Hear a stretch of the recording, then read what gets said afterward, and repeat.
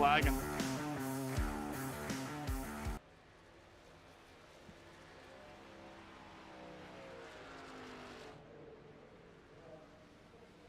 Yeah, we have you now.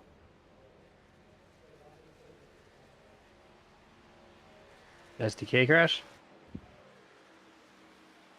Streamlabs crashed. That's a weird one.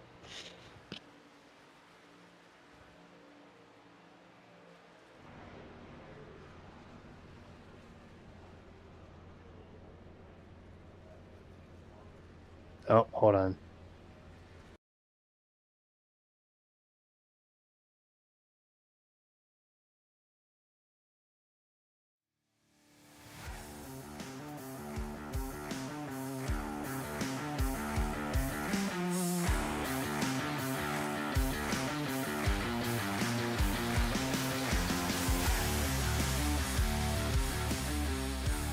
Alright guys, welcome to Nerd TV. Sorry about that little intermission cut out there, a little software hiccups from OBS, but it's all good. We're here, we're live here from the simulated Daytona International Speedway, race 13 of 13 for the 2023B season, where Cody McKinney has it locked up. He is your 2023B champion, and this is going to be a fun race for him.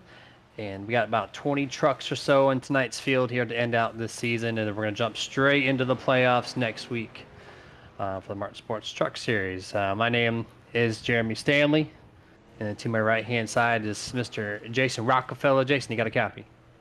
Yes, sir, I do. And man, it's all come down to this one final race before the playoffs here tonight at the Daytona International Speedway. Obviously, the world center of racing, probably the pinnacle of NASCAR racing for sure. The most historic track that we go to. Probably everybody's favorites every single time we go here. I know for a fact it's one of my favorites, and it should be a really, really good one here tonight. Yeah, I'm looking forward to it. Watkins Glen was kind of fun this past week for us, and IRP was, IRP in the trucks, it's never one of those, tracks that you want to put on your schedule as far as that's the one to watch. But coming to Daytona, it's a completely different ballpark, and yeah, this one definitely you want to watch for multiple factors. Points battles in and out, going to be finishing up, and just awesome racing that's always produced by Daytona. For sure. I mean, and Daytona is one of those tracks too that, it's unpredictable. You could have a random winner at any time. You could have somebody who can pick up their first win tonight. You could have somebody who could pick up their 30th career win tonight. You just never know how Daytona can be. That track, Daytona, Talladega, even the new Atlanta, you just don't know, and that's the unpredictability of Atlanta. If you're any of these guys inside the top 25 in points tonight who are not inside the playoffs, the top 16 make it, but in order to be in the playoffs, you have to be in the top 25 in the overall points, which is the playoffs. And right now, drivers like Colby Mice, Rick Webb, Marshall Johnson, those guys need a win tonight if they want to try and make the playoffs, obviously. And then Brandon Elder, who's currently 23rd right now. I believe he's got one pole, but he's sitting there right inside the top 25 as well. There's a lot of guys who could win out here tonight, Jeremy. Yeah, that's the beauty of Daytona, and I love when NASCAR switched Daytona to the season finale for the regular season. It just you can't plan for anything, right? You can plan to do what you can, but one mistake from somebody else that's 10 rows up can take your day out, or it can open the door for you to have a chance at the championship trophy. And we're going to figure that out shortly. 60 laps here tonight, and we're at qualifying, so we have a little bit of a shorter pre-race show here presented by Martin Sports, but we're going to take our cameras off your guys' screen and focus in on the fastest practice guy at the track here, and that is the number 33 of Sherwood Williford if he gets on track. And actually, we're going to cycle through. Let's do the 23 of Brody Hanna. He practiced third fastest, the only guy on the track, I think, in the top three. So we're going to see what Brody Hanna has in store around this track. And I was hearing actually the rules on qualifying, and they are allowed to dip below the yellow line in the tri-oval, which I think we all knew that by now, but that was clarified by a driver. So, if you see him dip down below, that is fine in qualifying. Yeah, you saw this happen a few years ago, Jeremy, back at Talladega in the late or mid 2010s. Dale Jr., Jeff Gordon did it. I believe actually in 2015, that's exactly how Jeff Gordon was able to grab the pole for the 2015 Aaron's 499 at Talladega. One of the most dominant cars that day, but ultimately Dale Jr. was able to score his sixth Talladega victory that very next day. So that's the thing about qualifying, though, man, here at Daytona. You can be fast with single car speed, but you got to remember you're going to be in a pack all night long. Your car has to drive very fast, but it has to be able to handle the draft and be able to make moves when it counts.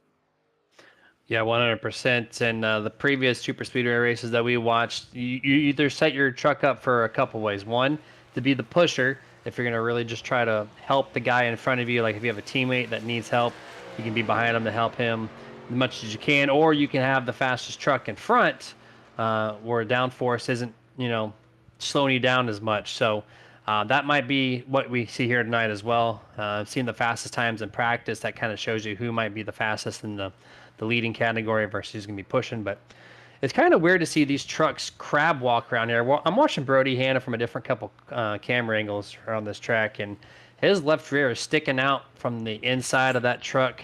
A little bit of left turn on the wheel there from the 23, and that just helps with side force. So you're able to run the truck a little bit looser, and that side force brings you back to that tight neutral balance. So that might be something that could help or hurt some of these guys out here tonight. Yeah, well, I'm sure that some of these guys probably have a qualifying set and a race setup here tonight, Jeremy, because like I said, qualifying and racing here at Daytona are two different things. As Joey McKinney goes to the top of the board, now making TJ Bartell. Brody Hanna last time around was 7th up on the board. He'll try to make this the second lap faster here, Jeremy. Obviously, I believe he did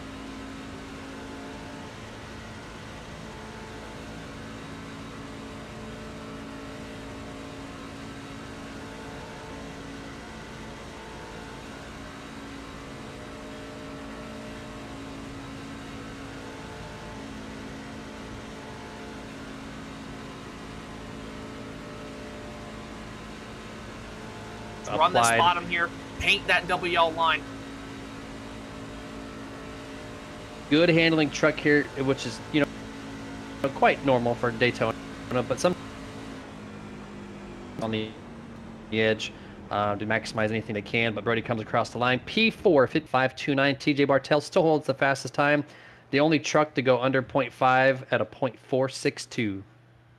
Yeah, that's a very fast lap for TJ Bartell, and he's looking to continue some of his strong momentum. Remember, he finished second last week to Nerd Motorsports' Brandon Gagnon, who was able to pick up his very first career FTSR League win just 1 week ago at Kentucky. So TJ Bartell looking to try to get that first place spot compared to being one spot short last week. Tommy Schaefer looking to continue his strong momentum, coming off of a first and then a third. He's currently 9th up on the board.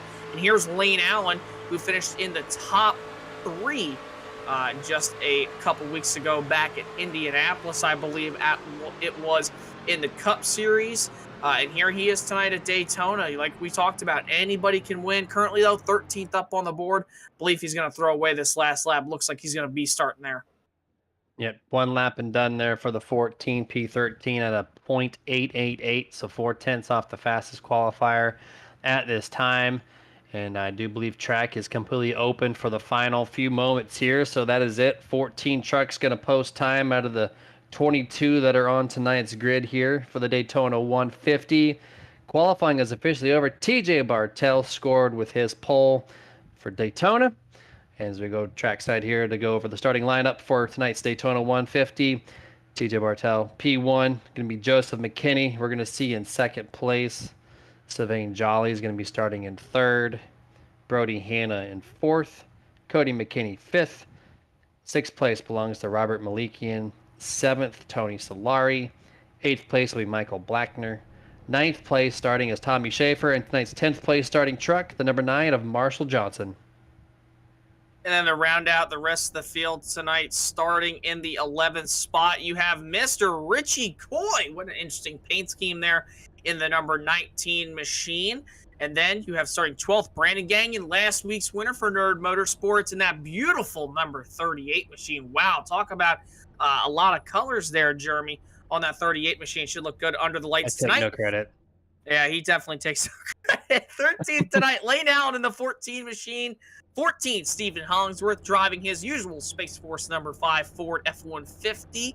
15th goes to Bobby Terrell and his Ford as well. 16th, 2023 season opener here at Daytona. Ryan Chapman trying to go to sweet Daytona this season. 17th, Curtis Vollmer in the 48 machine. 18th is Brandon Elder in the 51 machine with the Sharpie colors all over it, or should I say no colors. 19th, Indianapolis Mach 1 Performance Cup winner Sherwood Williford.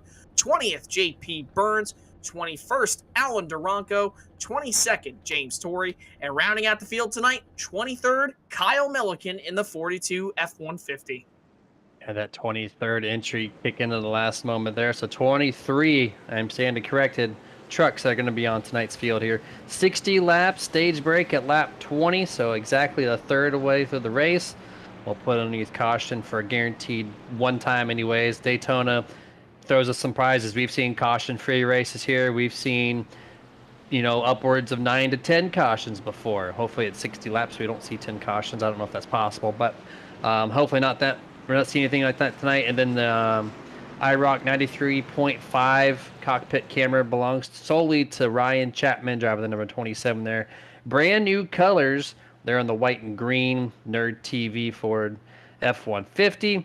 So appreciate you there, Mr. Chapman, of showing our colors off a little bit with Martin Sports on the side. Of course, your series sponsor here. Is we got a half a lap before we're going to take this thing green flag for the final time in 2023B. Be kicking off the playoffs, obviously, for the last 10 races. This is your last opportunity here to get into these playoffs here. We talk about guys needing to be in that top 25 in the overall points, which would be the playoffs. If you're outside the top 16 with a win, you have to be in that top 25 here. So it's going to be interesting to see if guys like Marshall Johnson, Robert Milikian, who's been so strong as of recently, will he be able to claim his first win here tonight at Daytona? Sylvain Jolly, Kyle Milliken, lots of guys, Jeremy. Everybody has an opportunity to win here at Daytona. We have 7 different winners in this series, for at least for 2023B. Will we see an 8th? Some surprise random guy going to show up and say, hey, I'm going to take the final checker flag of the regular season? We're about to find out here. Green flag is out. We are underway here for the Daytona 150. Clean start through the field. Looks like everyone hits at least second to third gear. And they're going to go really wide on the bottom and top here, leaving this middle groove all the way open early on in this restart. Going through turn number 1. You're going to see a lot of good space around each of these trucks here. These guys typically are very respectable of one another in the first half of these super speedway races. And so I don't expect a lot of close side drafting here.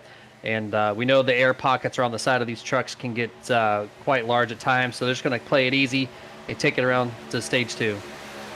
Well, see, here's the thing, Jeremy, about this race compared to the last Daytona race they ran back in February, won by Mr. Ryan Chapman, is that now you can push a little bit harder, a little bit more with these bumpers on the trucks. Remember, just a handful of season updates ago, you were not able to push with these trucks at all. If you gave somebody a push in the rear end, they would have their rear tires jacked up off the ground. And now, ever since a few seasons now have passed by, we've gotten a new update. And one of the updates being the damage model for these trucks and also being able to push more like they used to be able to just a handful of seasons ago. As you see Brody Hanna looking to the outside with Robert Milikian, who's in a must-win situation as they work the top side of Joey McKinney heading into turns 3 and 4. Yeah, I'm glad they're able to push a lot better. You know, these trucks with such a flat bumper there, you should be able to just to push the truck around like a two truck tandem like you saw early on in the COT era here for NASCAR.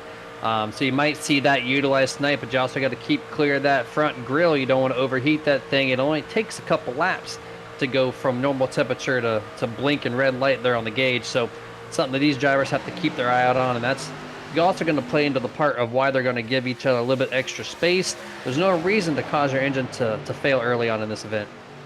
Yeah, for sure, Jeremy. I mean, if there's one thing that I like, and I know our producer Dustin likes, it's super speedway racing.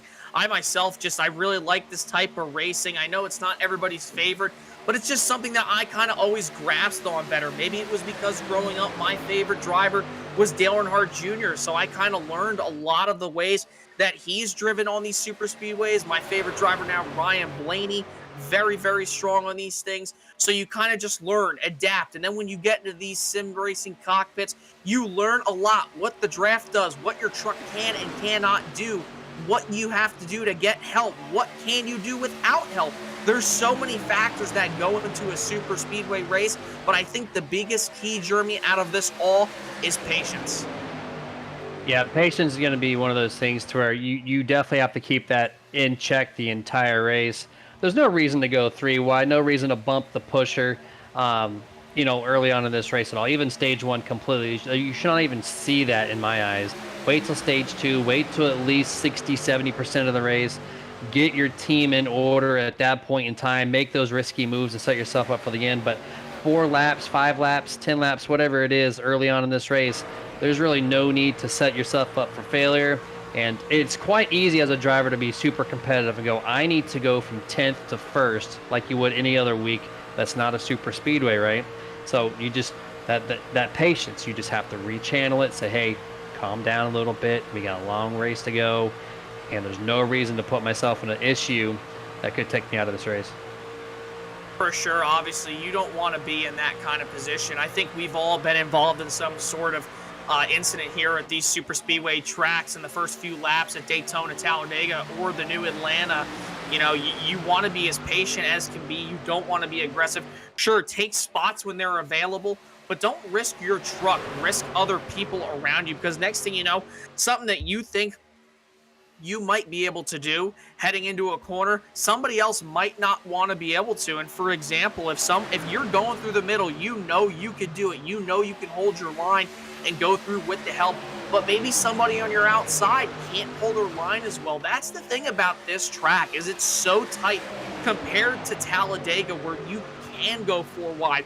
You can go 4 wide here, sure, but man, it's gonna look like a hellhole coming out of the next corner, because you're gonna have guys going all over the place trying to make sure they can get back in line and whatnot. So you definitely have to be patient. Don't put yourself in a risky position here just 6 laps in.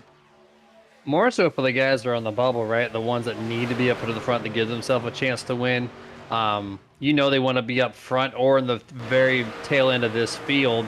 We don't know if it's going to be a lot of cautions or if it's going to be caution free, but you're guaranteed that stage break. So at least wait till stage 2 before you make any moves. And as I kind of expected here, Jason, minus the top 12 being side by side, everybody else on back, single file, just kind of tailing off and kind of playing that patience game that we just kept talking about there. But at the same token, if you look at this pack here in the front, they're not trying to use each other's door panels. They're just, there's a whole truck length of space on average between every single truck that's 2x2. But I'm also kind of seeing this outside kind of has some extra speed here. Joseph McKinney, the 18, he's got a full trunk length lead over the 23 Brody Hanna coming to turn 3. But that's quickly erased by the side draft from Brody Hanna. And they come to the line. 18 actually shoots back out and leads that lap. Few things I want to point out here, looking into this upcoming playoff picture, and then it's going to come to a close to open up the playoffs next week, obviously, is a couple things. Justin Diltz, not here tonight. He was outside of the playoff picture in 17th. He is not going to make it in the playoffs due to not being here tonight. But with that being said, JP Burns probably wants to try to win this race tonight. He's all the way back in 21st. So in case we have a lot of contenders up at the front that are in the top 25 in the playoff picture, that are heading outside the top 16 and are in contention for a win, JP Burns wants to be there in case anything happens, man, because he is the last driver on that bubble sitting in 16th. And if we get a new winner, he's knocked out of this thing, man. I mean, look at him. He's the last last truck on this pack right now. The 2 drivers who did not start, Kyle Milliken and also James Torrey. So JP Burns really taking it easy out here tonight. And then obviously, not the race leader right now, but Joey McKinney, he is strong up on that top side, man. He's only a spot ahead of JP Burns and the points. And you got to think to yourself, too, he wants to go out, lead all these races, and make sure that he could steal this one away and get as many points as he can. Yeah, I'm kind of adding up the points here too, and Justin McKinney with a 22-point lead over JP Burns. So JP Burns, knowing there's only 23 trucks in this race, that's essentially going to lock in the 18 to making the playoffs, right? So JP Burns is really the only driver on that bubble. So if someone sneaks in, from 17th through 25th, if they just get one W, that's all it takes. Similar story if you're paying attention to the actual NASCAR Cup Series stuff, and that's kind of what the position that Bubba Wallace is in the 23 car. He's gonna have like a Chase Briscoe come through, and if he wins Daytona, that's gonna knock him out of the Bubba out of the championship spot. So that's exactly what JP Burns. He just needs to keep his truck clean, right? So if I were him, it's either first or it's last at least through this stage, and then find your teammates. Make sure you got someone that you can draft well with. Because he himself in that 99 is going to need to put himself in a really good spot here late in the going. For sure, and finding your friends early on is definitely a thing here as we ride on board the IROC 93.5 camera, or should I say the cockpit camera, for Mr. Ryan Chapman. You can see how locked in he is, man. You really have to focus, probably more than any track at Daytona. You feel like you have a little bit of leeway. You're going full throttle practically, but you're also not only saving fuel from just laying off, but you're not saving fuel, but you're laying off because you see guys up ahead of you checking up. Next thing you know, somebody's going to check up too much, and it can cause a chain reaction, a stack up, you could say. And the next thing you know, you're wrecking. So you kind of always have to be on your toes at these super speedways. And I will say this, out of the top 3 NASCAR divisions, the trucks are definitely the easiest to see out of in the front windshield, because you think to yourself, you're right behind the guy in front of you. Yeah, I have a front windshield full of their back bumper and their, and obviously their pillars and whatnot. But besides that, I mean, you can see pretty clearly besides the Xfinity car and the NASCAR Next Gen car. So it's kind of easier, I could say, to lift a little bit and see a wreck coming, but you just never know when it's going to happen. Yeah, I think that plays. I think the front windshield's a little steeper, right, in these trucks, so it's a little more easy visibility out of these things for sure.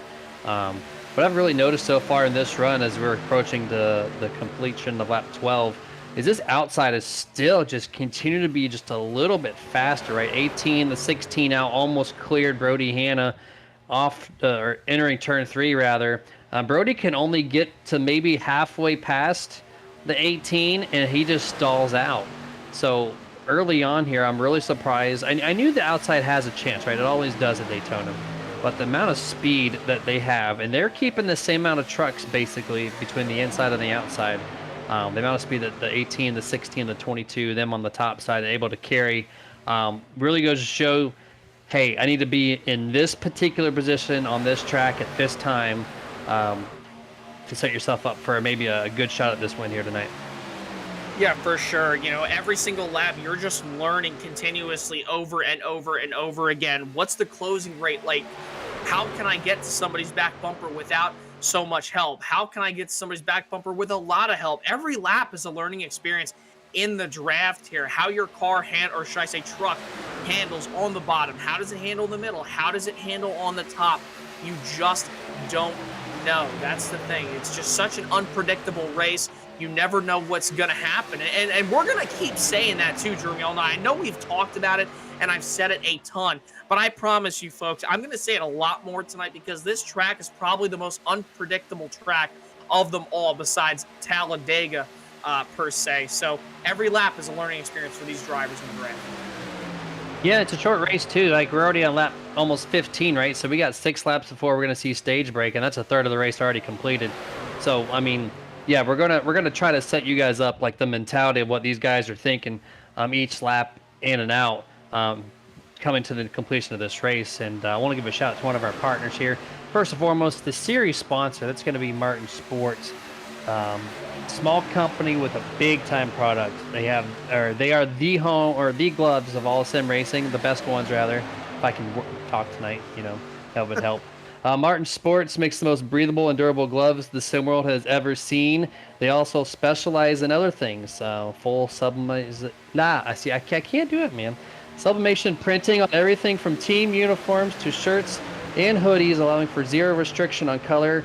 which allows for the absolute fastest turnaround in the business. Check out their full apparel lineup and merchandise at martinsports.gg or martinsports906.com, whatever link you want to use. It'll take you there. And of course, Martin Sports offers one of the biggest discount codes you're ever going to see on any site, period. That's going to be Super Nerd for 25% off. That's a huge discount, Jason. Oh, yeah, for sure. And obviously, God bless Martin Sports and Scott Martin, everybody over there for that company. Definitely the most breathable sim racing gloves and just racing gloves in general I've ever worn, for sure. So definitely go check them out. And for sure, you know, a lot of these guys, they're going to need themselves a pair of Martin Sports gloves probably after this race with how much they're going to be wheeling and dealing tonight in the draft, getting the pushes from behind, giving the pushes. You're going to have to get a grip, as we usually say. And they're going to be getting a grip pretty soon here, Jeremy. We're coming down this time by 4 laps to go. You're already seeing some drivers this time by. Brandon Gang and Tommy Schaefer, they're coming down to the pits.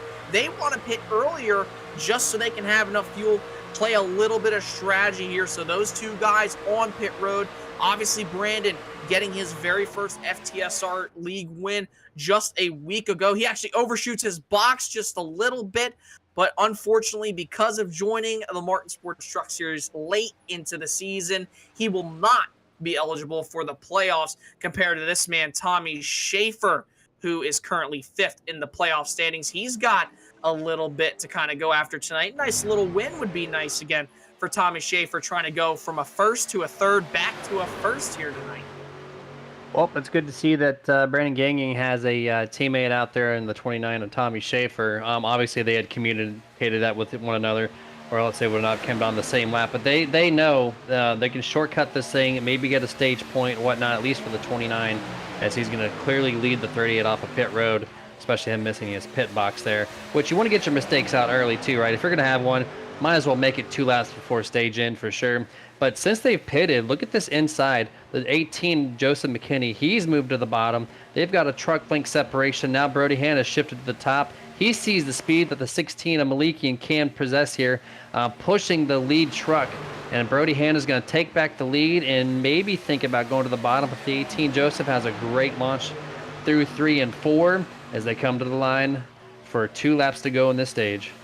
And this lane here, German's going to get massive runs off the corners. That's one thing when you come to Daytona compared to Talladega, just because of how narrow and more banked this track is. Well, it's not nearly as banked as Talladega Super Speedway, but with that being said, this track's a lot more narrow, so you can kind of tighten up those racing lines a lot more. You're going to watch right here off turn number 2. Watch Brody Hanna. Watch the run he gets here down this back straightaway. He was a car length behind Robert Malikian down the back straightaway. Now he's side by side with him as they work into 3 this time by, coming to 1 lap to go in the stage. 16 going to lead his first lap of this evening if he can hold off the 23 on the top. There's a little bit of a separation between the 22 of Blackner and the 9 of Marshall Johnson. They need to close that up if they're going to give the top lane any chance to win this stage. 1 lap to go. Malikian, by a truck length, has the lead coming to turn number 1. And Malikian, you can surely bet if Brody Hanna does in fact get a little bit out ahead of him, Robert Malikian is going to try to side draft him just a little bit as they work their way around 1 and 2. It looks like Brody Hanna is going to get almost even. No, he's a little bit faster here halfway down the back straightaway. He's got help from Fury Motorsports. Michael Blackner behind him. That's his teammate. While McKinney and also Malikian work their way to the bottom in 3 and 4. 3 wide, 19 in the middle, Sylvain Jolly on the bottom, and Ryan Chapman on the top. They're going to go 2 wide after they get to turn number 4. To the line, side by side here, 23-16. Who's going to get it? A little side draft from the 23. Robert Malikian wins stage. Caution is out. Wow. Nice job there by Robert Malikian to fight back on the bottom side.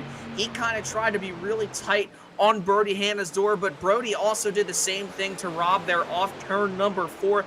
But unfortunately, just because of that 18-degree bank tri-oval with the momentum they had on the bottom, Robert Malikian was able to take it over there heading into the tri-oval.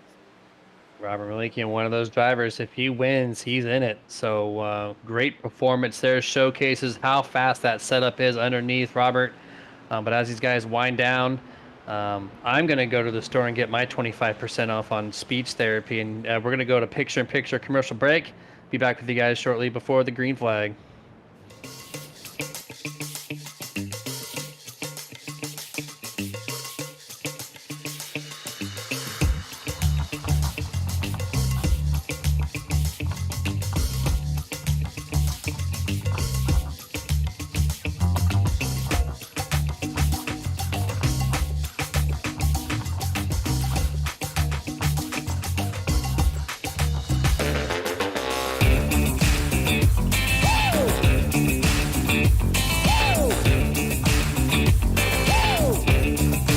Everybody get up.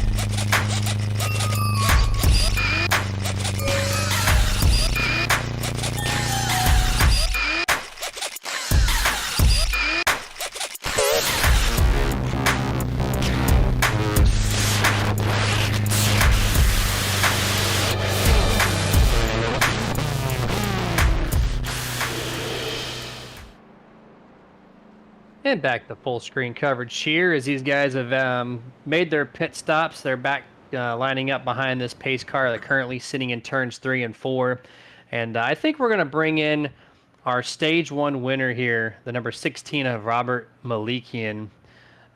Robert, this is Jeremy in the Nerd TV booth. You have a copy? Yep. Hey, man, congratulations on stage 1 win. I know you're in a win-only position here. That truck looks really fast as a pusher and leading, apparently.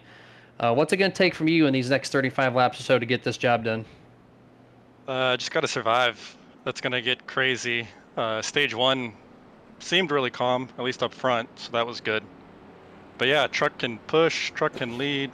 I think this truck can do anything right now. The only other thing I guess we haven't seen is, are you able to switch lanes in or up, down, top, bottom to make some moves in that truck, or do you feel like just staying put in one lane for a while is going to be your best chance? I only switched lanes once in all of stage 1, so I guess we'll see. It handles fine. It's just I have to commit to some of these moves if I don't want to get turned, I think. It might be a good chance there. Anything can happen here in these super speedways for sure, but we got less than a lap left, and we're going to move you back down to your channel. I just wanted to pull you and ask you a couple questions, and good luck the rest of the way, and maybe we'll see you here in victory lane. 10-4, I hope so. Hope I'm talking to y'all later. Absolutely, man. Good luck. Thank you. That was number 16 of Robert Malikian, and he sounds pretty satisfied with this truck there, Jason. He knows what he can do. Now he just has to execute, avoid any mistakes from others, and I think he has a really good chance. Yeah, for sure. I mean, just the confidence in his voice. He said that, he thinks that the truck handles really, really well. We'll have to see here. I mean, he's not going to be in the lead this time at the restart, so he's going to have to, methodically make his way through these 4 cars up at the front of the field. He'll be on the bottom, so he's going to be on that preferred lane here on the restart. But once these lines start getting formed up here, that outside is going to be very, very strong. It's going to be very, very tough. You look at that top lane, the first 3 guys. You have Tommy Schaefer coming off of a first, a third.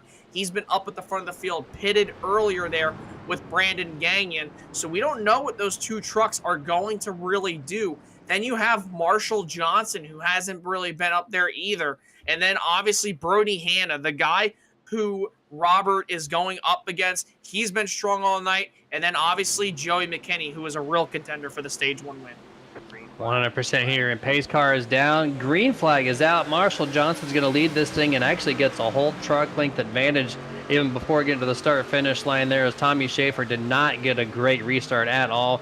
It's going to allow Brandon Gagnon there in the 38 to momentarily have a nose over the 29, but as they go through turns 1 and 2, they're on the top with the 23 of Brody Hanna. I know he's going to be pushing that 29 Tommy Schaefer through the backstretch into turn 3 the best he can to get that run. And the number 9 of Marshall Johnson, he got his lap led, so I think he's going to pull down here and just take it to the back, knowing he got his extra point that he was looking for. Yeah, for sure. I mean, that right there is probably just a thing where he didn't want to be up front, probably a strategy move for sure. Now that gives up the lead to Tommy Schaefer, this time at a turn number 4. Looks like Schaefer's going to lead this time by if nobody else decides to pass him, or if that number 23 machine doesn't get the push that he's getting right now. They're dead even here. The line, Tommy Schaefer leads that time around with Brandon Gagnon on his back bumper in a 1.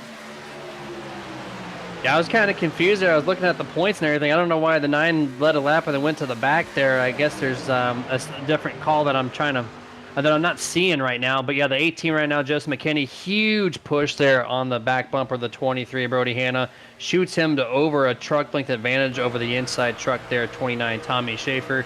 Want to quickly jump to the Facebook chat this time. I saw Stephen Loomis in there saying good luck, Lane Allen, Sherwood Williford, and Brandon Elder from Memorial Ballfield, Grass Valley, California. Then Justin Diltz, one of the drivers on the Cup Series side, saying let's go Elevated Esports, and cheering on all of his teammates. And they're really excited to see Robert Malikian with that stage win, saying let's go. Yeah, and obviously, you know, Robert is really, really stoked right now to be running as well as he is at a super speedway. We've been seeing Robert ever since he got here into the FTSR continuously get better and better and better. And here he is right now with an opportunity. Yes, we're just shy of halfway by a few laps here, and anything is possible. But by the looks of it, just from observing this first half of the race here, that 16 machine is definitely going to be a huge threat to win tonight. 100% here. He is just showcasing how fast that truck is. Now, this is the first time where he's been, you know, not in the second or first row. So, you know, he's got to learn how that truck handles going in and out of traffic. Right now he's on the bottom. There's no real space at the top.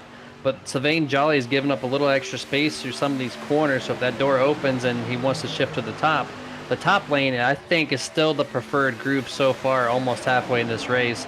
But you got really 2 fast trucks with the 29 and 30 who seem to have partnered up here, pitted together a few laps before stage end, and right now they're still nose to tail on the backstretch.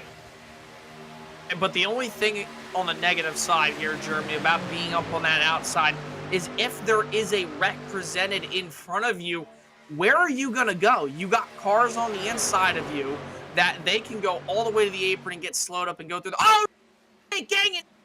Hard, scrambles up the field. Robert Malikian involved. He goes spinning. Michael Blackner, huge wreck going into the tri-oval. Not the 16 of Malikian. Are you kidding me? With one of the best chances of making his way into the race, and part of the second caution presented by Roasted Gems Coffee. Thankfully, that truck doesn't look too bad, but a lot of these other trucks here look to have some sort of damage here. We're going to kick it over to the Nerd TV replay. I think a bad bump, at least from that camera angle, really quickly off the 23's front end there. And then, number 4, Bobby Terrell, just up off of all 4 tires in the tri-oval.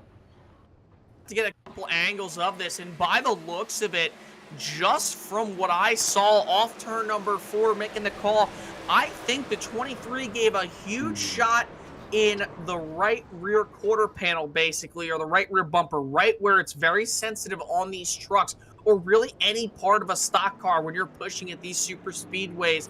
And unfortunately, tagged Brandon in the wrong spot, got him sideways. Brandon went up the track, or maybe it was the left rear there. We'll have to take another look. Shot him up, came back, and then Brody ultimately just came down, started off a chain reaction. And you're going so fast, it's kind of hard to tell where you're going after the wreck starts occurring. Yeah, I'm kind of looking at my camera angles here that I have to my disposal, and The 38 was on the bottom. He shifted up right in front of Brody, like just very little space. And when he came up the track, actually, it took the air off the back spoiler of Brandon Gagnon, right? So he gets a little bit loose. So we're going to kind of see it. Yeah, here we go. We're going to see it here in slow motion. He's going to make that move up in front of the 23, right?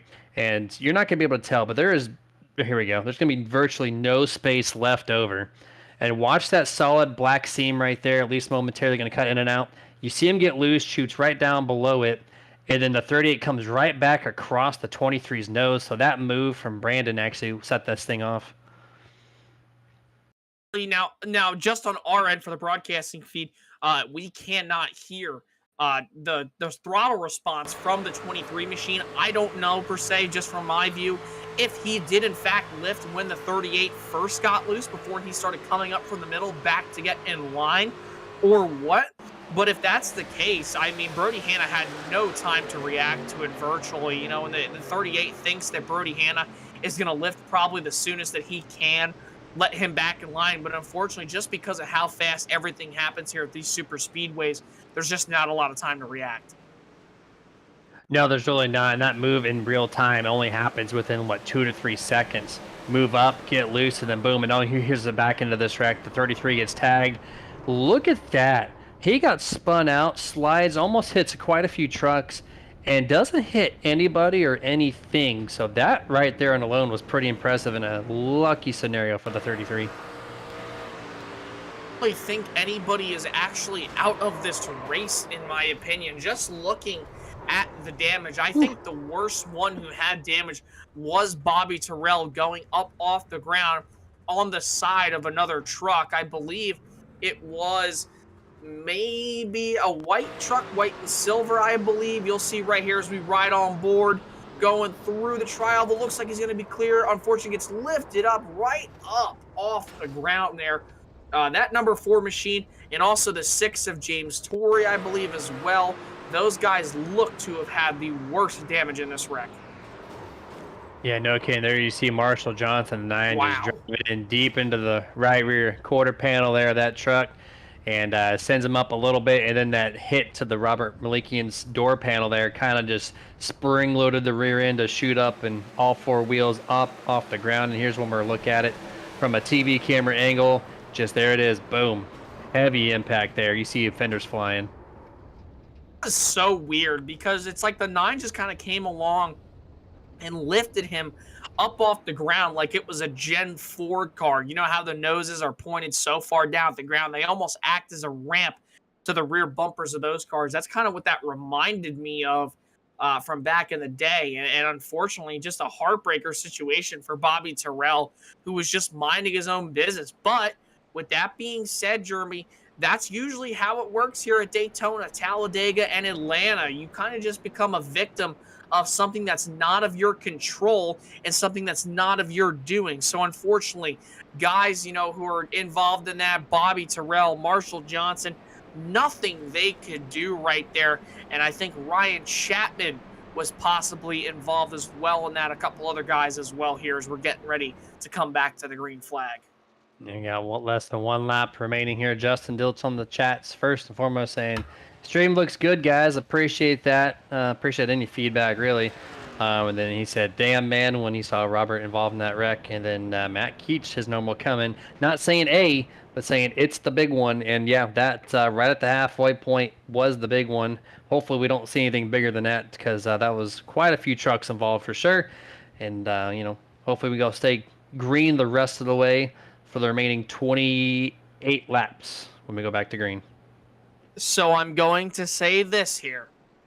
Looking back at the 2023 A season, the very first race of 2023 here for the Martin Sports Truck Series, we only had 9 trucks on the lead lap at the end of that race. Drivers were running, you know, scattered throughout the field. But when you look at the amount of wrecks and stuff that probably happened in that race, 9 trucks on the lead lap. And that's only 1 wreck, and we still have a lot of contenders here, Jeremy, early on in this race. Still a lot of time for stuff to happen here as we're coming down to just 29 laps to go. I want you to find the biggest piece of wood around you, and I want you to knock on that thing, because you know that broadcast, the curse is real. Oh, it's real. Yeah.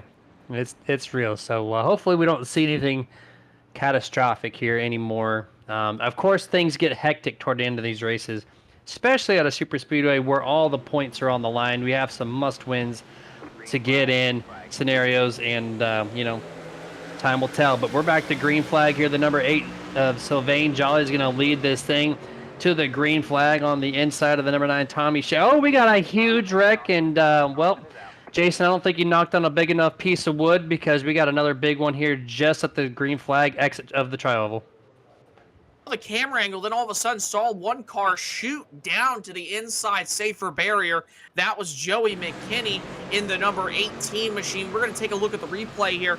In just a stack-up situation, it looks like we're going to have to get another replay of this, maybe from another angle, but you see the 18, so maybe it wasn't a stack-up. Maybe it was a driver error, and yes, it was. Oh, Whoa! It certainly was. Hold on. What happened there? Because he was going up to speed, and then all of a sudden, it's like the truck just stalled out. Did he miss a shift? Because that's what it looks like. Yeah, Dustin, if we could kick it over to the TWRS telemetry there from the 18, I think we're going to see that instead of going to third, we're going to see that first gear shift on board here. Green flag is out.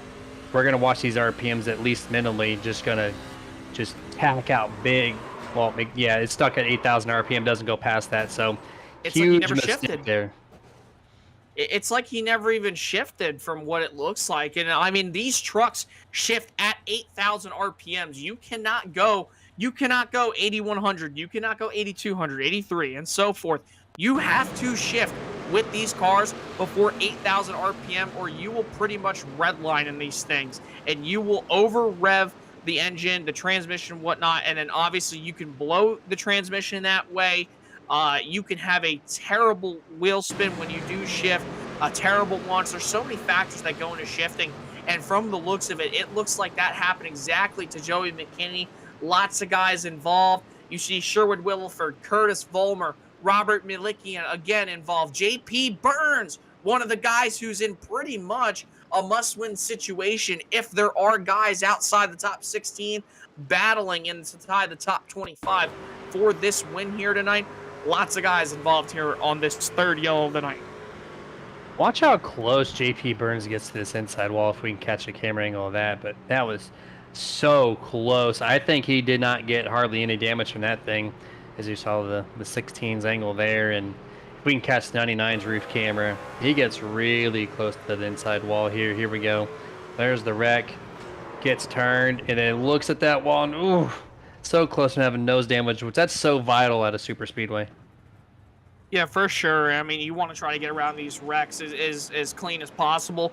And even if you are getting wrecked, you want to make sure that you can try to minimize that damage as much as possible. There's a lot of guys. We've seen a lot of drivers win with wrecked race cars, obviously. It even happens here on iRacing. You think back to a couple things, or a couple races in particular. As you look on board, look at this right here. I believe he's just almost going to brush the inside wall, barely just escapes that concrete divider and that safer barrier. So that could have been a lifesaver to his machine right there. But you think back to a few winners with really destroyed race cars at the end of these things. We've seen Eric Jones win the 2020 Daytona Clash, and you've seen Dale Jr. win with a piece of tape. You've seen lots of guys win with lots of damaged trucks and cars, obviously. So anything can happen here tonight. We could see a guy who can only run third gear win this race tonight. That would be really impressive if you saw a third gear winner here tonight. That would be the first for me. It's possible, technically, yes. But, yeah, that'd be kind of on the extreme side. Hopefully we don't get to see that. But I'm going to jump back to the chats. Justin Diltz is saying, strong finish, guys. Alan DeRonco, is he still clean? Well, looks like the number 2, at least from my camera angles, look pretty good.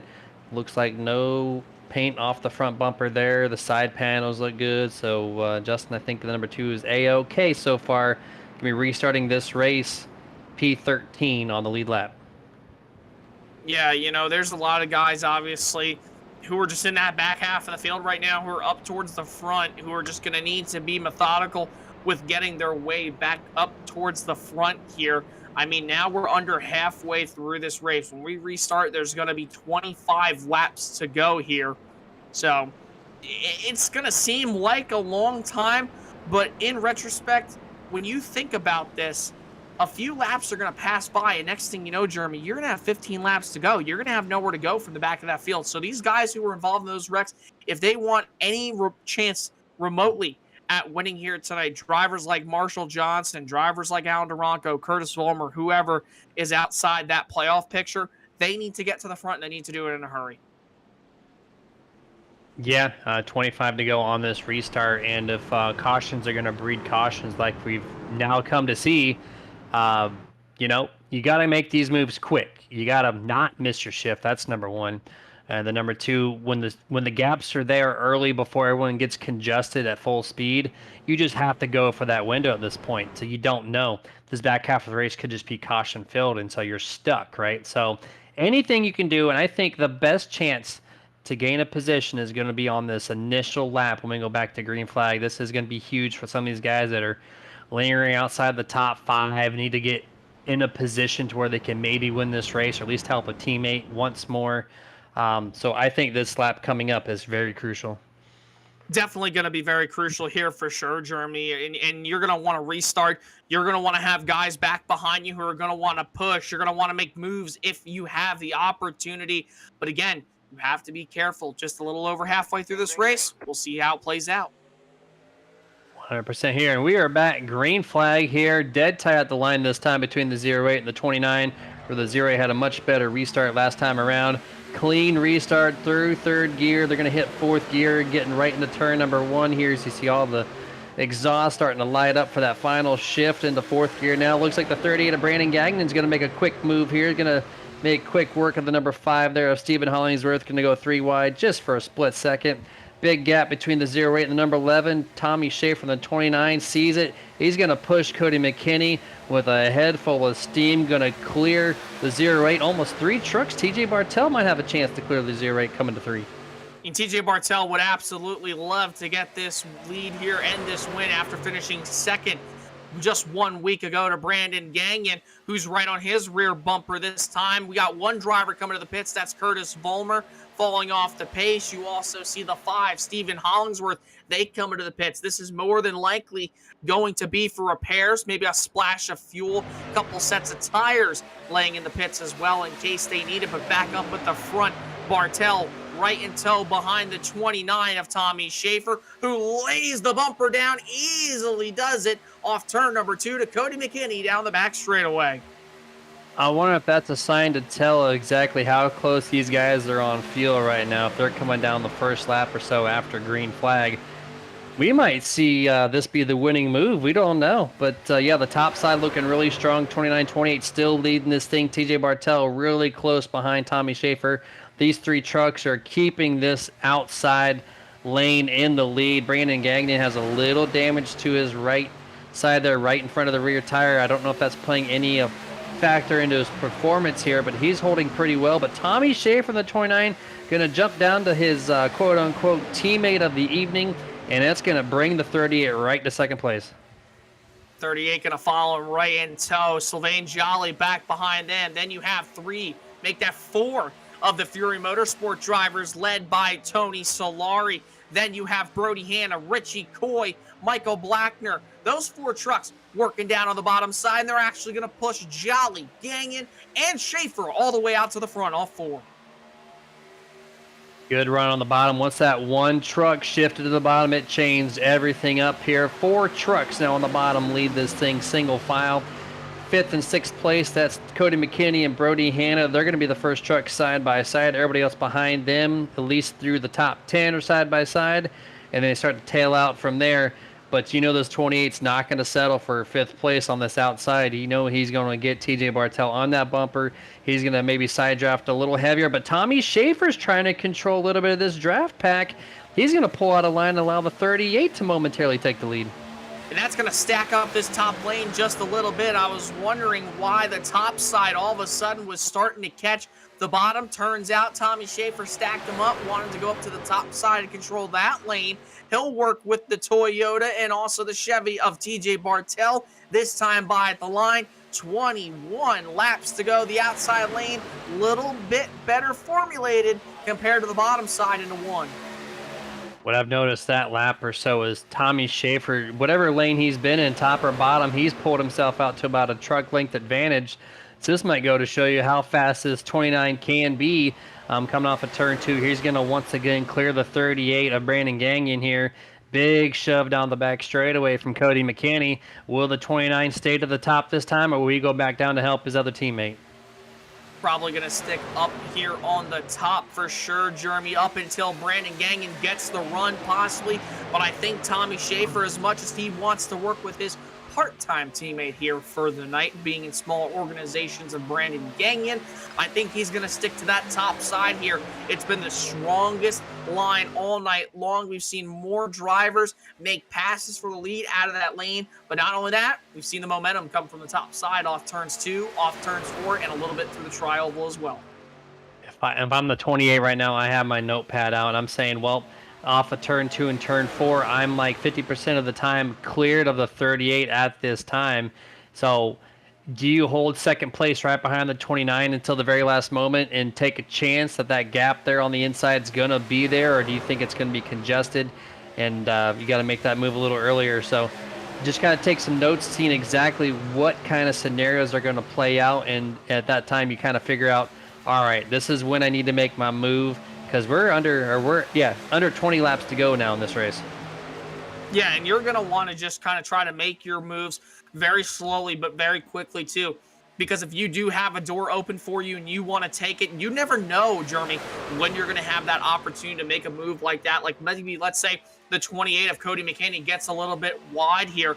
Maybe TJ Bartel decides to not lift for once. Maybe he decides to stay in the throttle, go to the middle, shuffle that 28 out. We know how strong that 28 has been all season long, practically has the Season B championship locked up here as we head into Season C just next week. And that's that 28 machine. You kind of want to shuffle him out. You know he's going to be quick. But then again, it's Daytona. A lot of the guys are quick here. I think if Cody makes that move to the bottom, he's going to have a solid chance to compete with this 29 on the inside, just seeing how fast Cody McKinney is. I'm going to do a shout out to one of our partners once more, this time to iRacing iFlag. iRacing iFlag is the standard for open source race marshaling lightboard system. It's got 64 LEDs that display all the different notifications that iRacing has to offer, whether if it's car high, car low, if you got the blue flag because you're slow, or if you got damage because you got a meatball. This 3D printed unit has got you. It's really bright. You're not going to miss anything it's going to throw at you. And it really just helps complete the sim rig completely. So if you're looking to do so for your sim rig, I want you to head over to iracingiflag.com.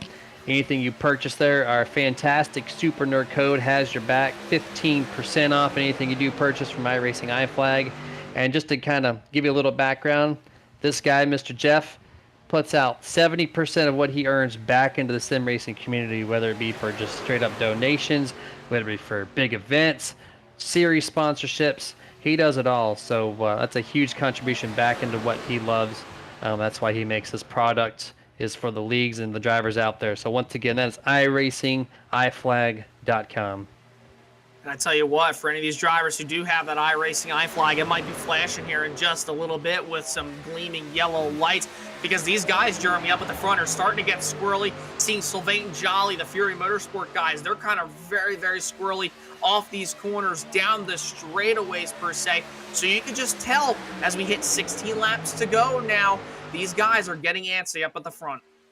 And I'm still noticing the 29 and the 28, almost 50%, if not a little bit more of the time. Those two trucks get single file at times throughout the front straightaway and the back straightaway. I don't know if it's because Brandon just doesn't have a solid truck to be leading the lane, or if that damage there just in front of the right rear tire is hindering his performance slightly. But either way, 29 and 28 have something special right now going on, coming up to 15 laps to go at the line. great. But here's the thing, too. You got to think, Jeremy, if this race does, in fact, go green all the way, it won't anyways. But with that being said, if it does, in fact, go green, when will you make your move if you're Cody McKinney? Will you stay up at the top and stay loyal to that Chevrolet driver of Tommy Schaefer, or will you jump down to the bottom as quickly as possible here? You have Brandon Gagnon, you have Sylvain Jolly, all the Fury Motorsport guys right there on the bottom side of the racetrack. When will you make your move? Because like we talked about, you never know when you could have another move presented to you right there. Yeah, but I'm seeing the consistency of this second truck clearing the 38 right now. So as long as Brandon does not get shuffled out and he remains your leader on this inside lane, I say you wait a little bit longer, and then when that move comes about 5 laps to go or so, you make that move. Or once you see the 38 shuffled out of the lane that he's in on the inside, then of course you make that move right then and there, because you're probably gonna have a stronger truck passing him. And so that's where 28 of Cody McKinney is really just going to have to watch his mirror, listen to his teammates, make sure that's in check there, because I think that's going to be a move of the race, is to dip down below the 29 when feasible, and that's going to set himself up. And Diane Chapman back on the chats like she is usually every single week, saying, "Go, Ryan, go." So I'm glad to see you watching tonight's broadcast as well. And Justin Dilt saying, "One more big one, I bet." So he's on your page there, Jason. Yeah, and I agree for sure. But, you know, obviously commentators' curves being, we don't know. If there's two guys who would like to see this race go green and play out to their advantage, right now, you're looking at them from the rear bumper of that 29. You see that 08, Sylvain Jolly, the 9 of Marshall Johnson. Those two currently, as the playoff standings sit heading into this race, you had the 08 machine of Sylvain Jolly sitting in 19th on the playoff board right now, needs to be top 25 if he were to win here tonight. And then Marshall Johnson, 22nd right there, sitting up 4th in line up on the top of the racetrack. He came in 22nd, so he's in a must-win situation, along with a few other guys who are not contenders up at the front. Keep an eye on those two to make some moves here possible. And I just saw the 75 there of TJ Bartel clear the 38 of Gagnon off a turn 3 entrance there. So that outside lane is continuing to gain more and more momentum somehow, some way.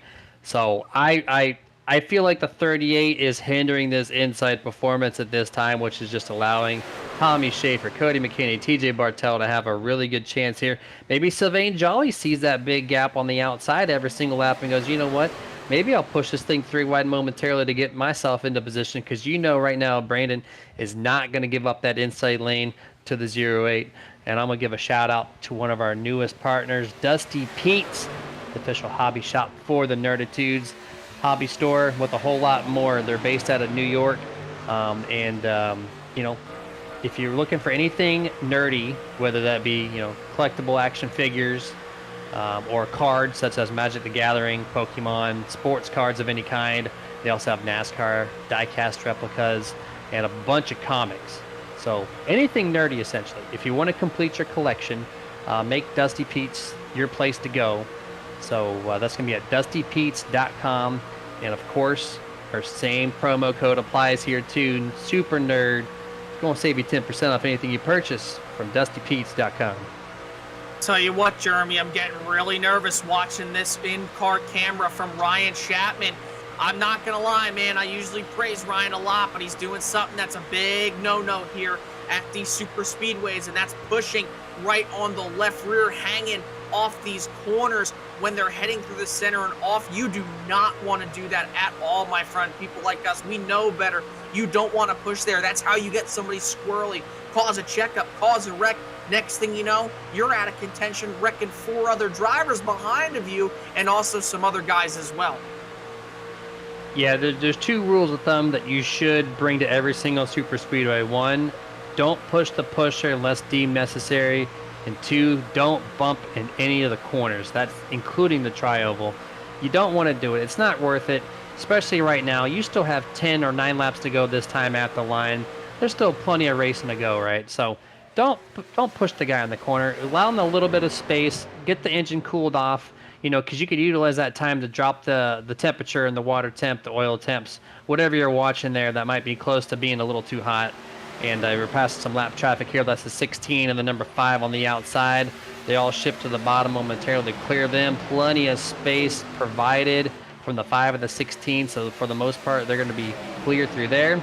But that little shift there, 75, Bartel snuck it into the bottom in front of the 38, and now we're probably going to have a really good race here for the race lead. Single time you have drivers that are going a lap down, Jeremy, at these super speedways, they always somehow play a factor into the race lead. Turns out they did just that. TJ Bartel went from 3rd up on the top side down to the bottom in 1 and 2. He's going to take the lead this time by off turn number 4. Will he jump up in front of Schaefer if the opportunity is presented to him? We'll have to find out. 8 laps to go. Schaefer leads this time by the line. I think this is anybody's chance right now that's about 3 rows back or more. This inside and outside seem to be quite more equal here as Bartel is able to maintain the door panel of the 29 Tommy Schaefer, and right here almost gets to clear Tommy off the corner exit there. 38 of Brandon's able to get to the back bumper really quickly to 75, so looks like Brandon's a pretty decent pusher rather than puller right now. So this might really help the 75 keep this race lead over Tommy Schaefer. Yeah, it's a big possibility. This inside line is definitely formed up a lot better than it was just a handful of laps ago. We saw some guys jump up to the top side like Richie Coy, Ryan Chapman, Brody Hanna. They jumped up there. Now the inside lane has guys as well who are up on that top side who jumped down. So now with 7 laps to go, it's a game of how hard can you push and when will you give the push. 7 laps to go in this Daytona 150 at the line. Tommy Schaefer had to lead that time, and that outside looks a little stronger this lap anyways. Still has a whole truck or just under a truck rather, over the 75 coming to turn number 3. And the number 2 of Duranco is looking to go 3 wide, trying to pass Marshall Johnson. Sylvain Jolly a little loose hitting the apron here, making it a little sketchy going to the front stretch. Here they come, Jeremy, through the fastest part. Ryan Chapman turned out and headed to the wall. Goes Tony Solari through the grass. Is Chapman? Will the yellow flag come out? Turns out, looks like they saved it. No caution. We're still green. 6 laps to go. Huge moment for these guys. They are out of contention. They are desperately going to need that caution to get repairs and get back to where they were. 27 of Chapman, the 14 of Lane Allen, the 11 of Tony Solari, and the number 9 of Marshall Johnson. Those 4 guys involved in this wreck here. No caution still. We're going to stay green. See right there, just the 9 of Marshall Johnson coming to side draft, gets into the 27, sends him through the grass. The 11 of Solari up and into the wall, was able to save it, I believe, right in front. Yep, there you see them back there. They stay green as we're coming up to 5 laps to go now. Still anybody's race up at the front. Yeah, they're still duking it out quite well up here, even though there's only 7 trucks, or 8 trucks rather, in this pack here for the race lead. There's 3 or 4 more behind them that are right on the cusp of falling out of the draft. They might have a chance to close up because these guys are running hard side by side right now, but the 5-3 advantage clearly on the top. The 29 and the 28 are back to where they were essentially 5 or 6 laps prior, where the 29's got that whole truck length advantage and the 28's almost able to clear the 75. But this is going to change the landscape of how this race is going to play out. With a less amount of trucks, and actually the 4 trucks behind them, the 33, the 22, the 99, the 18, they have closed back in. So this is making it once more a 12 truck race. By 4 laps to go at the line. Just a few more miles to go. Will we see a wreck? Will we see it go all the way to the checkered flag? Now, that little pack that was 4 trucks led by Sherwood Williford, they've caught back up. Bartel loose in the center of 1 and 2 off the front bumper of Gagnon. Down the back straightaway here with 3 laps to go, or 3.5 laps to go, rather. The help on the top is temporarily shut down there. It's going to allow TJ Bartel to basically clear the 29 until the 23 of Brody Hanna gets to the back of Cody McKinney. He gets there in turn 3. 38, Gagnon trying everything possible to keep the momentum going as much as he can. Gives a good shove to TJ Bartel entering turn 3, but it's not going to be enough. The help is back on the top. And the 29 and the 28 lead this thing once more. 3 laps to go. And up 4th and 5th up on that top line, led by Hannah. Then you have Coy, Blackner. Will they try to do something if they clear the bottom side there with 3 laps to go? Make it 2.5 once they get halfway down this back straightaway here with Lake Lloyd on the inside. You also have TJ Bartell there leading the inside pack. Just not enough momentum. Brody Hanna gives one heck of a shove to Cody McKinney into 3. They need the numbers on the bottom or this top is going to win this race 100% here. The number 2 of Duranco needs to get really close here to Sylvain Jolly to make anything happen. But right now, leaving that whole truck length of space is not going to cut it out when you know you have some of the fastest restrictor plate racers leading this thing on the top lane. 2 to go. 2 laps to go. Still anybody's race up at the front of the field. You have Alan Duranco right there waiting in the wings in case something happens. You have JP Burns as well, who's been waiting all night long for something to happen. Hasn't had it happen yet. Lap and a half to go here down the Daytona Super Stretch. 29 Tommy Schaefer still leading this thing by exactly 1 truck length here, as though Cody gets a little out of shape there and checks up the 23 Brody Hanna. This is going to open the door maybe for the last time if anything the inside can do with it. But no, coming off a turn for the 28, regroups it back up, still propelling the 29 to the checker or to the start finish line there. White flag presented by absolutely nobody. And these guys are temporarily going to go 3 wide. Brody Hanna trying to lead the charge on the top. Wide Fury Motorsports leading it all the way up against the wall. McKinney, no help behind him. Here comes Joey McKinney. The inside lane hooked up just a little bit more. We could see a photo finish here as they work down the back. Crash. 4 or 5 trucks around. Meanwhile, back up at the front, TJ Bartell, Tommy Schaefer for the final time in 3 and 4. Bad bump there by the 18 sends everybody else wrecking to the line here. TJ, Brandon, and the 29 of Tommy Schaefer. 38 is going to dip out. Not going to be enough. TJ Bartell, the winner of the Daytona 150.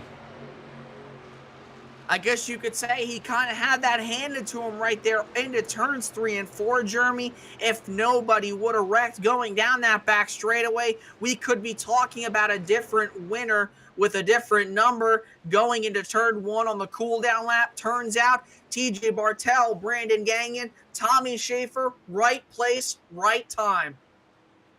And with TJ being the winner, he has already had 1 previous win this season, right? So nobody changes in the point standing. So Tyler Brown, Tony Solari, Steven Allen, Sherwood Williford, Joseph McKinney, and JP Burns are locked into this final 10. Playoff hopes are alive for those guys. Obviously, just, a sigh of relief for some of those guys who were involved, or not involved, but were able to manage and survive Daytona here tonight and have guys wreck out, not win.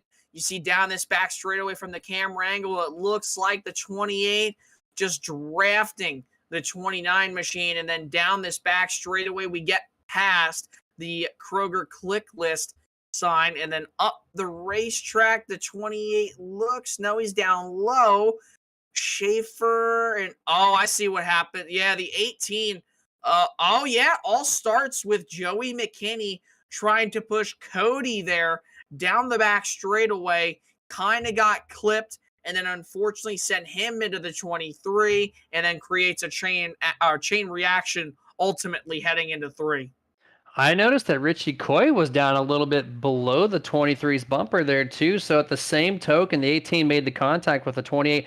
The 19, Richie Coy, right there. There's like almost 2 sets of contact. It's so close. So as soon as he made that bump to the 28, he found the 19 really fast as we circled out there with Dustin with his pointer.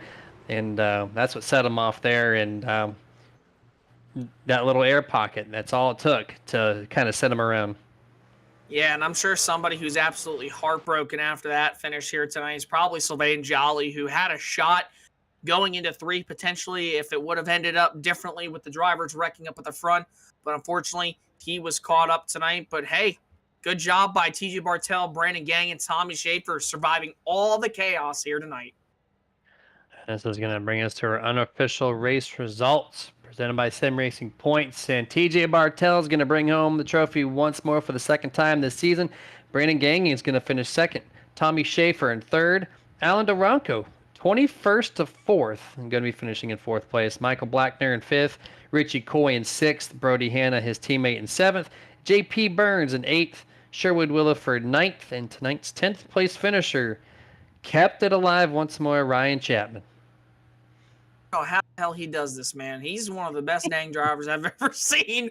But P11 tonight, rounding out the rest of the field, you have Lane Allen, 12th, Cody McKinney, unfortunately, involved in that last lap carnage, along with Sylvain Jolly. And then you have Robert Malicki and 14th, Joey McKinney, 15th, Marshall Johnson, 16th, Hollingsworth, 17th, Tony Stolari, 18th, Brandon Elder, 19th, Curtis Vollmer, 20th, Bobby Terrell, 21st, James Torrey finishes 22nd, and then last but not least, did not make a lap tonight, Kyle Milliken in the 42, finishing 23rd. And we're going to quickly go to full screen commercial break, gather up tonight's top three, and we'll be back to have the Martin Sports post-race show to interview the top three.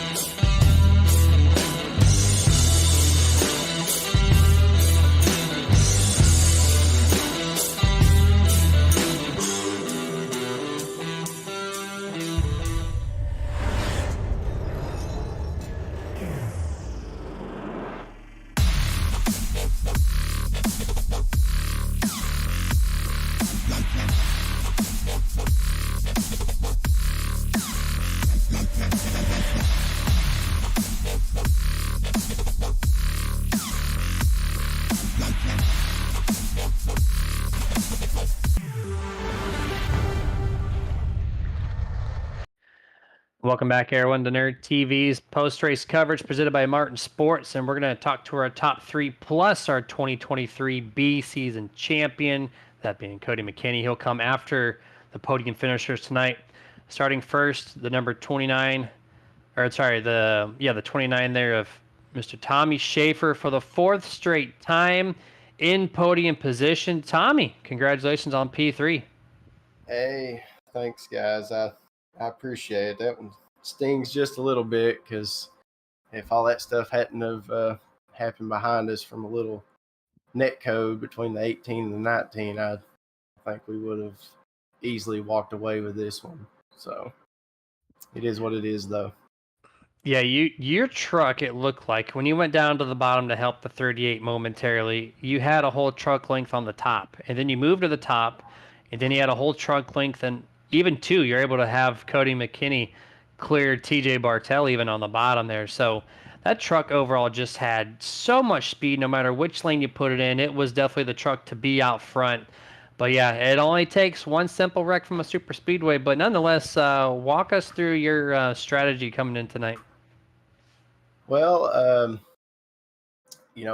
every week I preach practice and everything, but this week didn't practice much. It's such a toss up, and if you can't drive at Daytona and be competitive, then you probably just ain't been on here very long. So, and the setup means so much here. Keeping the tail end of the truck out of the air, but at the same time trying to have a truck that's loose enough that it's fast but tight enough that whenever you get a bump in the corner, it doesn't kill everybody. So didn't have a whole lot of practice. Did get on a little bit earlier and tune the shocks a little bit, but other than that, nothing crazy. Unfortunately, Tyler wasn't able to be here. I hope everything's okay. I wasn't able to speak to him, but we talked about it throughout the week and just tried to come here and stay clean. That was the big goal. Try to keep the momentum rolling into the playoffs. That was our goal for today, and we accomplished that. Even if it means not getting a P1. So. Well, hey, Tommy, I mean, still, though, man, I mean, third place is still really good. You've been really strong after these last 3 to 4 weeks, man.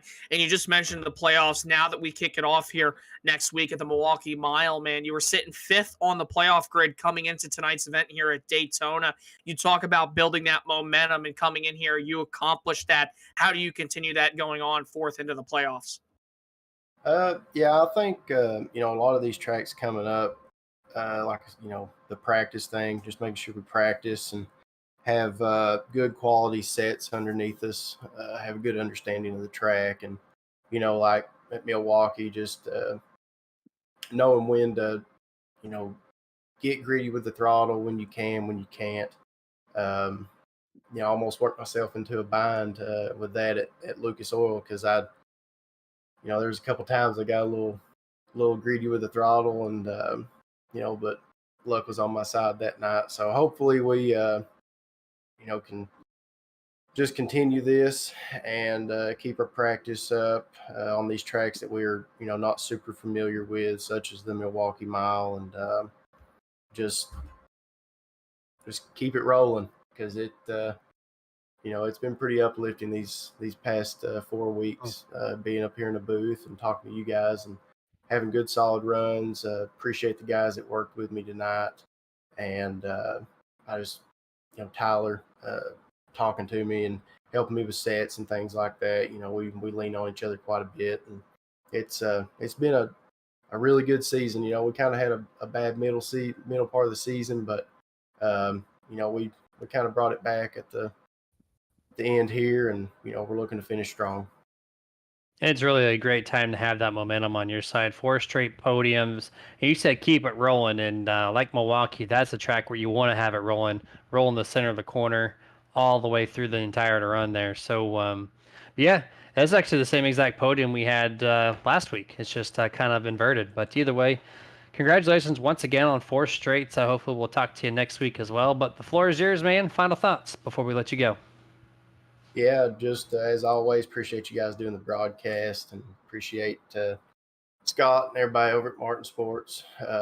Just putting the league on FTSR. It's really glad to be here.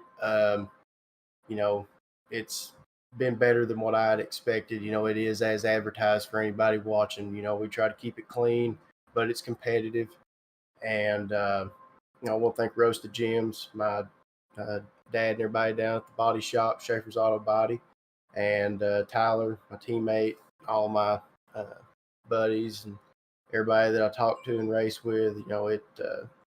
Just having a good racing community and good people to lean on, it means a whole lot. And we're on the up and up, and it feels damn good. I ain't gonna lie to you. I'm sure it does, man. We'll celebrate with a team. Job well done once again, and we'll catch you next week. I hope so. Hope to be right back up here. Yes, sir. Good luck to you. Hey, I appreciate y'all. Good night. You too. And those driver the number 29, Tommy Schaefer. And now it's time to bring in second place finisher for his back-to-back podiums here, the number 38, Mr. Brandon Gagnon. Congratulations on P2. Appreciate it, guys. I want to start off the whole thing by apologizing for anybody that got wrecked early on. I was pushing and pushing and pushing and freaking out that I was going to get hot. So I saw that high line was open. I got up, and then coming out of 4, I got a little loose and had to burp it for a second. And then Brody was getting pushed by the 18 behind and caused havoc. So sorry for anybody that got wrecked early on. There was no intention there. It was just trying to get some breathing room and some clean air. And all that happened within like 2 seconds. Two things happened so fast for Daytona, and that makes sense why you jumped up. 'Cause I thought that line was pretty good to be in at the time. To see you move up, maybe you're trying to make a move, but it's Daytona. Some things happen like that from time to time. So hopefully everything's all clear in the air wise. But that Nerd 2's truck was running pretty darn good. I was kind of questioning the damage on the rear after that wreck. The inside lane there, you were leading that with 15, 20 laps to go, up until about 5 or 6, something like that. And you just couldn't get to the 28's door panel, who was second in line on the top. Was there that damage? Was that holding you back, or was it just nature of the 29 and 28 being just that much better? I definitely think there's some drag there because I had 57 seconds of damage I had to fix. So I do think there was some outside damage that caused a lot of drag. Was trying to get a little bit more of a push than I was, but I understand people being patient and not trying to over push. But once TJ got in front of me, that bottom line started really opening up. So I do agree with you. I think there was a lot of damage. I hate to mark up the paint that you did because the thing looks great. And as soon as I hit the wall, I was like, Jeremy in the broadcast is probably not too happy about this, but yeah, there's definitely some drag in the right front for sure. Brandon, congratulations on second, man. Saw you pull out a line right there. Obviously, the wreck going back, but hey, man, second ain't that bad. But, when you look at tonight's race and everybody pushing really hard, you talk about you jumping up. How was the driver etiquette and, just the craft out of the field here tonight? Because we saw a lot of times where a lot of guys looked like they were going to get turned. We also saw a lot of times where guys weren't pushing nearly as hard. The driver etiquette was phenomenal. If anybody has lack of driving etiquette, I would say myself solely because I caused a wreck. But the driver etiquette was great. The pushing was good. It seemed like straightaways there was a lot of push. Tri-oval there was still some push. Corners there was lack of push, which is great. That's what we're looking for. But yeah, no. To answer your question, Jason, the driver etiquette was great, and yeah, just it was phenomenal racing. We tried, me and Tony tried to pit early because we clearly saw early on before stage 1 that we needed to get some track position because nobody was going anywhere. So yeah, driver etiquette was phenomenal. So I'll give kudos to everybody involved, and yeah. I'll give you the waiver this time. It's Daytona. Putting a scratch or two on that thing is perfectly okay with me, man. But I'll accept that. You hesitated for a minute, Jeremy. You hesitated, but thank God it's iRacing, so there's no money involved to repaint this thing. That's right, 100% there, man. But the floor is yours. Congratulations once again on back-to-back podiums. Final thoughts before we let you go. Yeah, big shout out to everybody involved. Studio Displays, Thomas Pope, who's always riding along with us for sure.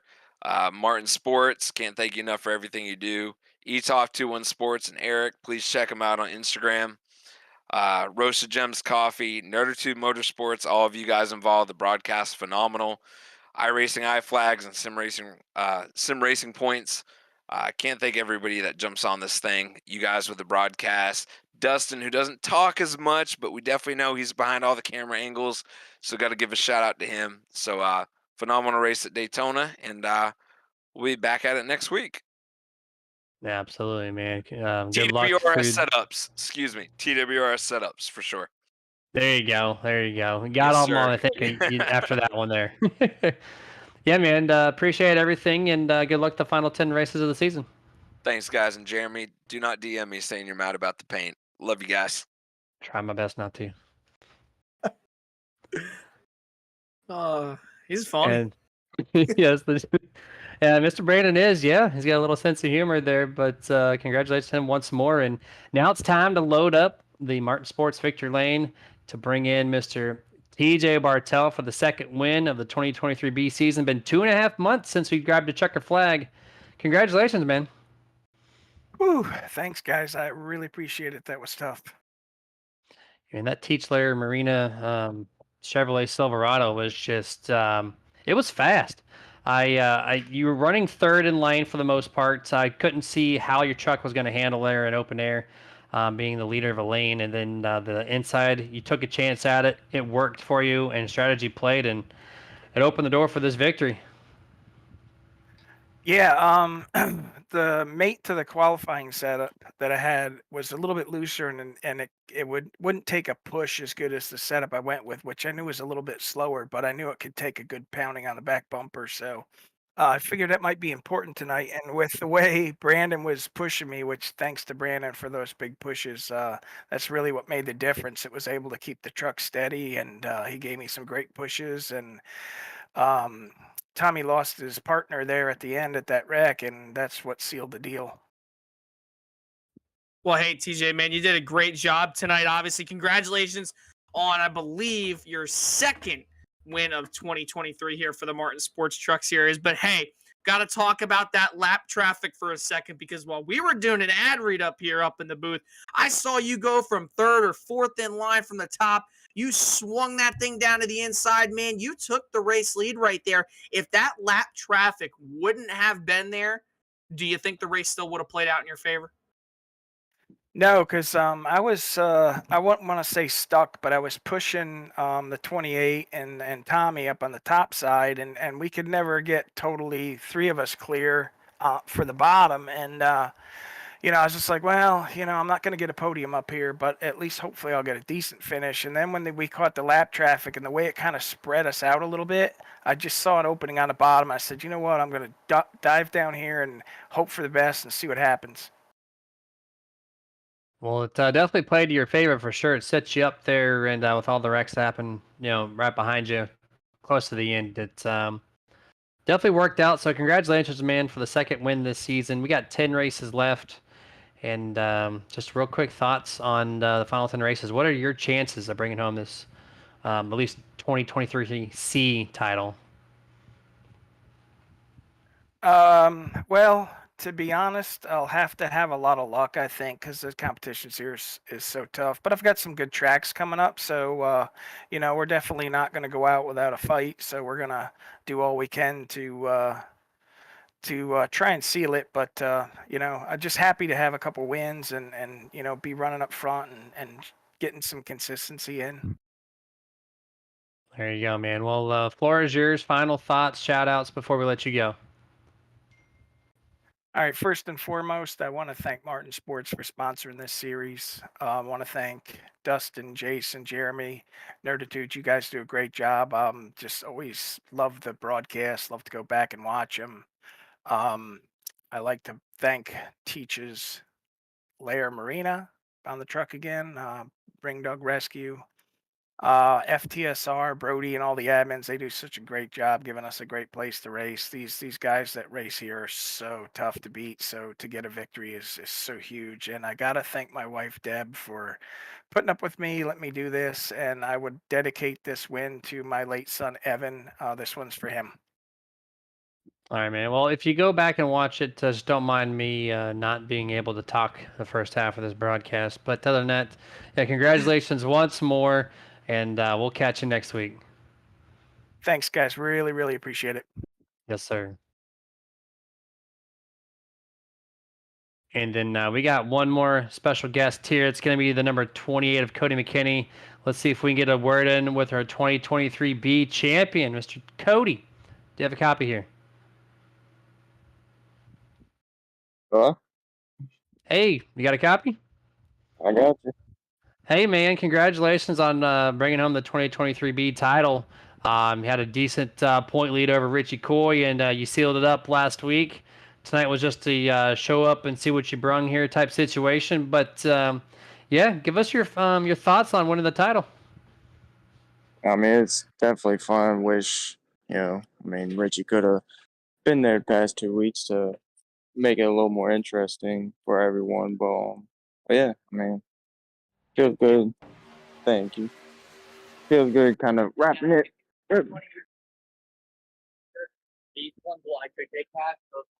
Oh, thank you. Sorry, I had to take a run to the store after the race. But no, locking it up early kind of I mean, it feels good. So that way, not having to stress about points or anything like that. Hey, Cody, obviously, congratulations, man, on the Season B title. And now that leads you going into Season C, not only for a title, but for that overall championship, man. You and Richie have really been at it, at each other's throats. Not in a bad way, in a good, friendly rivalry type way. This entire season, man, pretty much. What are your odds going up against Richie here these next 10 races? How do you like your odds? It's a little split. Next week in Milwaukee's not my best track, so just gotta prepare a little bit more. Just to get the best I can out of it, and hopefully we can get a good finish and kind of finish we want, and just keep building some momentum going the rest of the way. I won't be here. I won't be here the final race of the first round, so that's gonna definitely hurt a little bit. But luckily, the way these playoffs work, you win, you automatically advance, and if you get to the final four, you just got to beat the other three. So you're going to take the first 2 weeks and give it hell and try to get a checker flag to solidify that chance they're missing the third. That's crucial, man. You got to make all three. So to miss one, it's almost a must win for you. But good luck the rest of the way, man. Congratulations once again on the B title, and good luck the rest of the way. And we will catch you next week. I appreciate it. Yes, sir. That was driver number 28, Cody McKinney, winning the title for Part B of the 2023 year. Jason, final thoughts on Daytona? I mean, what a race we had tonight here. You had pretty much everything, but now we look at the door that's ultimately closed. We are in another room now. We are in a brand new room that we haven't seen yet, which is now going to be the opener for Season C, heading into Milwaukee just next week. And I want to say this, if I had to choose between the two drivers who have been really dominant this season, I'm choosing Richie Coy. When you look at his stats, the amount of incidents he's had is slim to none compared to Cody McKinney. And even with the upper edge, Cody McKinney's not going to be here for that third race, for Bristol, and Kansas, he finished third, so maybe that's an opportunity for him to win, but we know how good Richie Coy is at those 1.5-mile cookie cutter tracks like Kansas, like Vegas, and so forth with Fury Motorsports and whatnot. And then you just said, and you heard him too, Milwaukee, not my best track, but also we haven't been to Milwaukee in years for the NASCAR Truck Series or just for NASCAR in general besides the ARCA Series. So this is going to be a big stepping stone for these guys to get over. And if I had to pick an early championship prediction, I'm going to say it's probably going to be Richie Coy. But, who knows? That's the thing of the playoffs, man. Yeah, that's not a bad pick, 100% there. And if we're going to be making early predictions, I'm going with that 29 Tommy Schaefer. 4 straight podiums out of short track, super speedway, intermediate. He's done it all these past 4 weeks. So he's looking very versatile. I think that 29 machine is going to give it a hell and have a solid chance at that championship as well. But we're going to bring this thing to a close it out for our Martin Sports Truck Series broadcast. I'm going to thank our partners one last time, all on the right-hand side of your screen right now. The League, Full Throttle Sim Racing, been doing this for almost 20 years. And if you're looking to be part of the action, join them. Head over to FTSR.net, get yourself registered today. Mach 1 Performance, the Cup Series sponsor. It's a race fabrication shop that's produced winners and champions across a lot of different local racing divisions. So if you're looking to one-up your car here and get a W with your team, head over to facebook.com/Mach 1 Performance. Sim Racing Points, your all-inclusive league points management system that allows you to completely track your league stats and more with just one simple click and upload of the export. So visit them at simracingpoints.com. Martin Sports, top quality apparel that makes you look stylish and feel comfortable. See the whole apparel lineup at martinsports.gg. iRacing iFlag, get all of your notifications just a fraction of a second faster without ever leaving the focus from the racing action.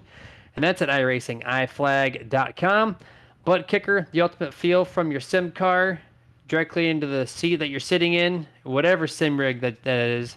So if you want to bring all the bumps from the track into your seat, head over to thebuttkicker.com. Team Watson Racing setups, quality professionally built setups. A lot of these guys here at FTSR utilize them, and a lot of them win with them.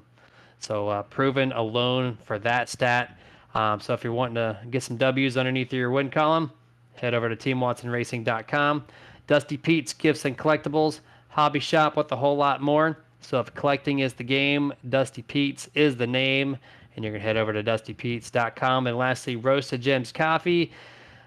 Premium coffee beans roasted just for you. Start your day the right way with coffee from Roasted Gems at roastedgems.com. We're going to close this thing out here. We're going to turn into Monday for the Mach 1 Performance Cup Series. They're going to tackle their final race for the 2023 B season. Until then, you guys stay safe. Get your nerd on.